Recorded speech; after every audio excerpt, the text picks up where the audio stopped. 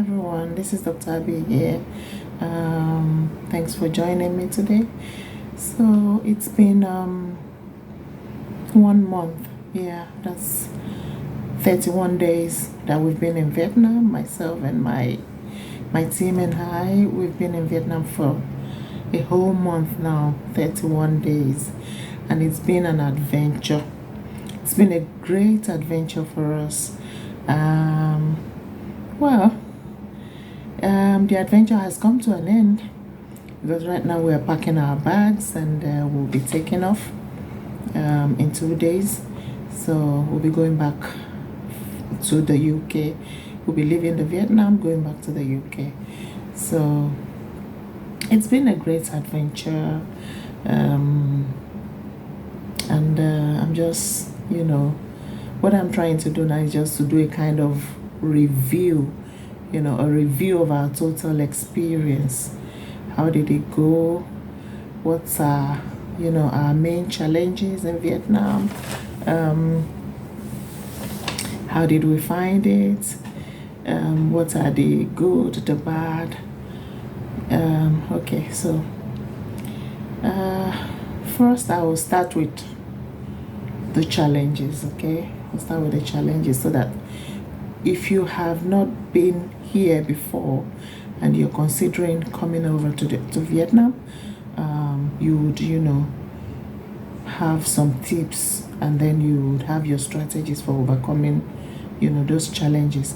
So the first challenge that we faced immediately we arrived in Vietnam,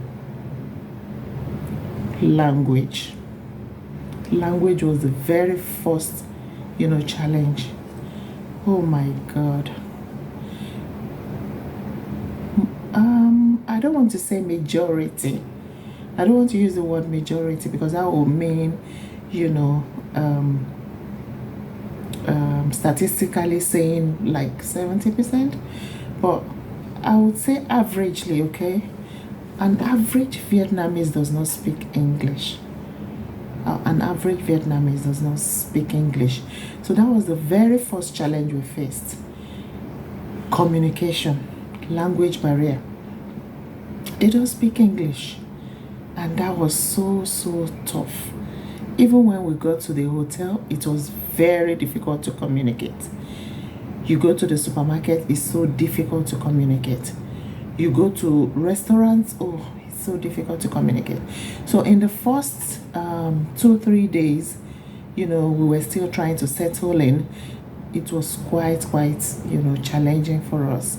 But what we did eventually was just to start using Google Translate. So Google Translate helped us a little bit. Once we struggle, sometimes we use sign languages, we describe, we use gestures. Once all that is not working, what we do is we use Google Translate to communicate, and that has really helped. But largely it's quite difficult because it's very slow. It wastes time, and it can be so frustrating sometimes, especially when Google is acting up or when the network is acting up. So it can be. But when we got to the university, a number of them, at least most of them, they could speak English. Averagely they could speak English, so that was easier. And because we were collaborating with them, it made it easier. Okay. And another thing was when we went on the field for our research, into farms, markets, to collect our data. It was very challenging because these people are natives and they don't speak English. Most of them don't speak English. So we had to use interpreter because these are business people. They don't have time, to start discussing with you, engaging using Google Translate. So we had to employ an interpreter that made it easier for us to communicate, and that was smooth and that was faster. So that helped us in collecting our data. So language was the first barrier we had to, that we faced, and we had to find a way to deal with it. Number two barrier, food. Oh, food. Ah, goodness me. You know, once the issue of food is settled, the issue of sleep is settled, then every other thing comes easy. But when you're not able to sort out the issue of food, it's a lot of problem. When we arrived, oh my God. Okay, so they have quite a number of dishes, traditional dishes, a lot of soup, a lot of veggies, rice, and different kind of meats. But what they have that is so much is fish. So they've got a lot of fish, a lot of seafood.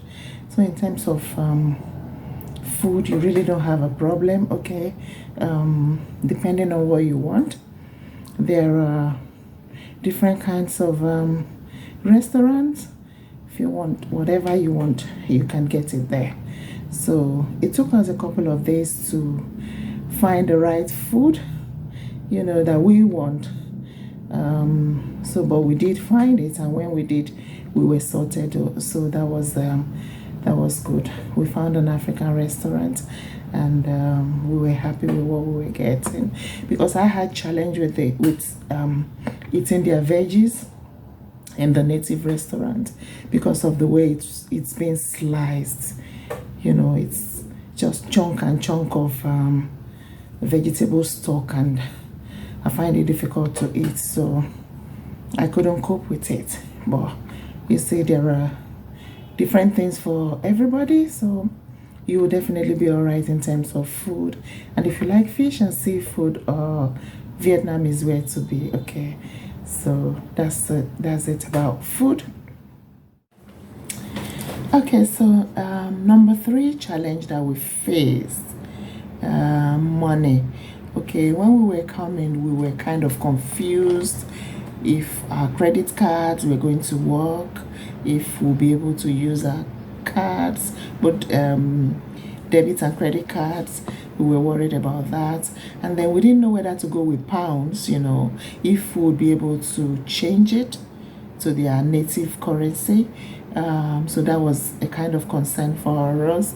But what we now resolved to do is, so we changed some money, but we changed into dollars. Okay, we changed into dollars. Just, you know, simply because dollar is accepted everywhere, almost everywhere. So we were more comfortable with going with dollars. So we changed money into dollars, and then we went. So when we arrived, we discovered that we could actually use our cards. So it was, yeah, we could actually use our card to make payments. That is one. We could even withdraw cash with our own cards. So there was actually no need for us to have changed our money into dollars in the first place. So if you're traveling to Vietnam, okay, and you're worried if you would be able to use your cards, or if you'll be able to change money, if you come in with pounds, you can easily convert your pounds to the local currency here. If you come in with dollars, the same thing, you can convert it. I'm not sure about other other currencies, but I know that you would be able to change your money, okay? You'll be able to change your money, and most importantly, the cards work here. Yeah, there are international banks here, so it was easy for me to withdraw pounds, you know, using my card here. I didn't know I'll be able to. So that's it about money. We were sorted, and that's it. The fourth thing. So the fourth challenge that we had was sleep. It affected me. It affected my colleagues as well. So because where we're coming from, how do I put this? Okay, so Vietnam is 6 hours ahead of the UK. 6 hours ahead of the UK, and as it is now, 7 hours, ahead of Nigeria. So coming into Vietnam, day in Vietnam is night in the UK. So it took a while for my body system to adjust. In the first 2 weeks, I struggled to sleep at night because my body was used to being awake at that time in the UK. So I really, really struggled to sleep at night. And then once it's daytime in Vietnam, my body starts winding down, demanding sleep. And that's when I need to be out, on the field. So it was a bit of a struggle with sleep. I couldn't cope initially. I couldn't really cope. It was tough. But as time went by, I started adjusting, and my body regulated itself, and I was able to sleep, I was able to sleep at night.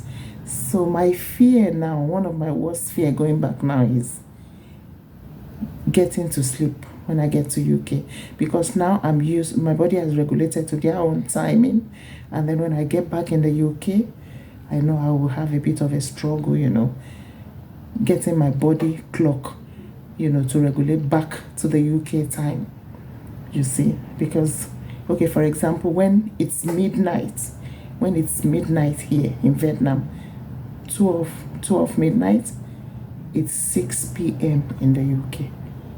I'm still active in the UK, but it's midnight here, and I'm awake. Okay, so sleep was one of the challenge, but with time, my body, clock regulated, and I started coping. I started sleeping well, and but well, fingers crossed. We'll see what happens when we get back to the UK. So that's that about sleep. And then the fifth thing I would like to talk about is the people, the Vietnam people. How do I put this? Okay, I'll say generally they are very, very lovely people. They are lovely. They are they are warm. They are receptive to visitors, to tourists. If I'm going to score them, this is now my personal opinion. If I'm going to score them, I'm going to say 65% of them are very, very nice, which is a good score. Very lovely. They come to you. They are willing to talk to you, even though they can't speak English. But they speak the native, and they're just, you can see the excitement, and we're, sing chow, sing chow. It's exciting, I think sometimes it's like, because we just stand out in the crowd. There are not too many people of color here, so we just stand out in the crowd in most places where we went, and we had a good time.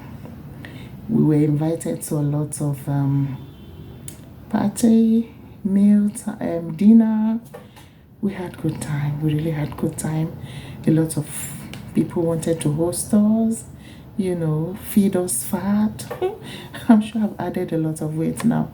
It's really interesting. They are lovely people. Now, the 45% that are, well, I wouldn't say they are hostile, but they are a bit careful. When they see you, they are suspicious.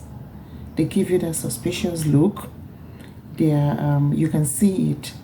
They are a bit, they give you that stern look.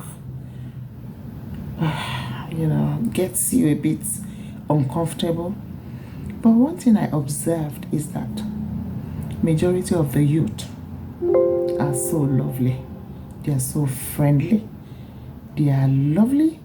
They are jolly good fellow, the youths, and they constitute the majority of the population. So overall, it's not bad. And most of the ones that I be suspicious are the older ones. So I can understand. But I'm sure, given in a few years, a couple of years, it's going to really be really nice, because the youths are fantastic. They're outgoing. They're so warm. They're so lovely. We had a good time. We mingled with them. It was brilliant. So I would say overall, the people they're lovely people. They're nice. So it's nothing to worry about if you're thinking of coming here and you're worried about the people who are there. They're nice, they're receptive. Averagely, they're okay. You'll be fine. They're hardworking as well, especially the youth. If there's something that's, got me so fascinated, is the youth. They are very industrious, they are very active, they are very hardworking. You see them go to school, after school, they are all engaged in one form of job or the other. You see them in stores, you see them in restaurants, you see them everywhere, busy. And then when it comes to time for fun, oh, these guys do know how to enjoy themselves. They sure do. They don't joke with that. They love to enjoy themselves. Yeah, and we did enjoy ourselves too. We had fun. It was fun. So that's about it. My experience. It was great. It was worth it. It was a new adventure for me, and I think I enjoyed it. And if you ask me if I would love to come back, I'll say yes. I'll say yes, I would love to come back. The only thing I didn't enjoy is the weather. I didn't enjoy the weather. And then perhaps it's because I was coming from the UK and it was really cold. So coming from an extremely cold, country to a tropical area where it's really warm, I wasn't sweating, I was dripping, always dripping. But after like a week, getting to the second week, my body regulated. I got used to it. So, and then I wasn't sweating like I did in the first week, and it was fun. It's okay. I enjoyed it. I enjoyed the sunshine. I really enjoyed the sunshine that we don't have in the UK. And now that I'm going back, I bet I'll miss that. I'll miss that. So that's about it. It's been okay. It's been fun. It's been an adventure. But you know what? It's time to go home. And we're leaving. We're leaving in 2 days. And then back to UK again. I'll see you when we get back to UK. We'll settle in and then we'll continue with life. Thank you. I hope you got 1 or 2 tips from it. Until then, thank you, and it's bye.